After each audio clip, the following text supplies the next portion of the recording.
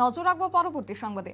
রাজ্যে প্রতিনিয়ত বাড়ছে চুরির ঘটনা, আর এই চুরির ঘটনার নেপথ্যে কারা রয়েছে তা কিন্তু এখনো জানা যাচ্ছে না। তবে তারই মধ্যে এবার উত্তর মহেশপুর শেফালী বণিকের স্বর্ণালংকার সহ নগদে ৬,৪০০ টাকা চুরি হয়ে গেছে। অসহায় বয়স্ক মহিলা স্বর্ণালংকার সহ সর্বসাকুল্যে লক্ষাধিক টাকার উপর চুরি হয়ে যাওয়ায় মহিলা কান্নাকাটি শুরু করেন। যদিও পুলিশের কাছে লিখিত অভিযোগ জানিয়েছেন এবং সুষ্ঠু তদন্তের দাবি জানিয়ে প্রকৃত দোষীকে চিহ্নিত করার জন্য। তবে এই ঘটনাকে কেন্দ্র করে সংশ্লিষ্ট এলাকায় সাধারণ মানুষের মধ্যে ব্যাপকভাবে চাঞ্চল্য দেখা দিয়েছে। তার কারণ প্রয়াত শ্রীরাম বণিকের স্ত্রী শেফালী বণিক।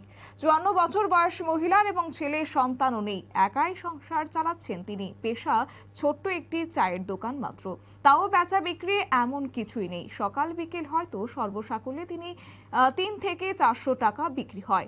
দোকানটি বাড়ি থেকে ৫০০ মিটার উত্তরে কাঁঠালিয়া সামাজিক স্বাস্থ্য কেন্দ্রের নিচে সোনামুড়া টু বিলোনিয়া বাইপাস সড়কের পাশে। এই মহিলার অন্যান্য দিনের মতোই বিকেল বেলায় দোকানে চলে যাওয়ায় ঘরের দরজা জানালা তালা বন্ধ করে যান এবং মহিলা ঘনবসতি এলাকায় বসবাস করে। দোকান থেকে রাত ৮টার দিকে বাড়িতে আসে এবং ঘরের দরজা খুলে ঘরের শোকেজ খুলে একটি প্লাস্টিকের ডিপির ভেতরে ৩০০ টাকার মতো রাখে।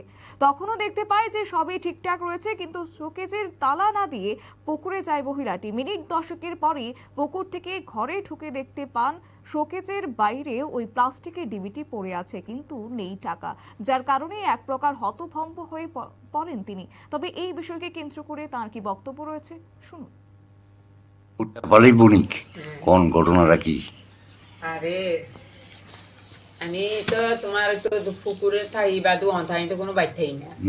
তো জিনিসটি মধ্যে রাখছি, একটা জালি আছে, জালির মধ্যে স্বর্ণের একটা ছোট্ট বণিকের দোকান থেকে কেস দেয় না, কেসটার ভিতরে হাটটাও রাখছি, টেয়ারি জালির মধ্যে রাখছি, রাখি এই ডিব্বাটার মধ্যে ঢুকাইছি, আবার গাড়ি এই ডিব্বাটা ঢুকাইছি ঢুকাইয়া তো আমি এমনি ওই সুকেশের কোনাটার ভিতরে অন্ধের কোনাটার ভিতরে রেখে দিচ্ছি ঠেলিয়া, বুঝলি?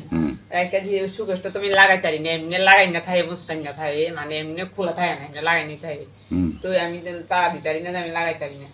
তো সাবিটা ধরো দুয়ারটার এনে টান দিয়ে আমি পুকুরে গেছি কালকে বা পরশুর মধ্যে, বুঝলি? মঙ্গলবারে আর কালকে মধ্যে এই ঘটনাটা হয়েছে, বুঝলি? পুকুরে গেছি বুধ এই ফাঁকে আইয়া তো এই সুকেশটা এনে মস্ত দিয়ে খুললিয়া এই যা লইয়া গেছে। আমরা টের পাইছেন কেমনে? টের পাইছি কালকা যেন আমার একজনে ৩০০ টাকা দিছে মাসকা বাড়ি, আমি তো কালকে আর বাজার যাইতাম না, টিয়াটা এটা বিকতে আবার থুয়ারি, আমি দোকানে যাই একটা দুটো এটা বিকতে থুয়ারি। আপনার কি দোকান আছে? সার দোকান। সার দোকান? আমার ছেলে মেয়ে নাই? না। স্বামীও নাই? না। একাই? হ্যাঁ। আপনারা শুনলেন মহিলার বক্তব্য এবং সংবাদ মাধ্যমে মুখোমুখি হয়ে তিনি সবটাই তুলে ধরেছেন।